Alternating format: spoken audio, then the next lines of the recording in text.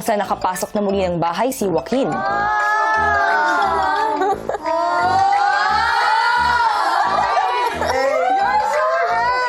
Feelings of starstruckness. Crush na crush ko po siya. Ang ganda niya po. As in, ate. Nice to meet you. Joaquin, nice to meet you. Why's your voice deeper, bro? Hello.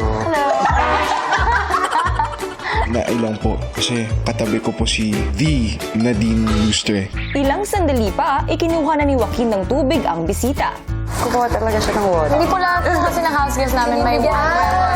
Kasi po nag-practice po kami kanina. Thank you. Dalawa lang kinuha niya. Wow! Oh, dandan lang, bro. Hi! Ang ganda niya po. As in, kuya, artwork po ni Lord. Wow!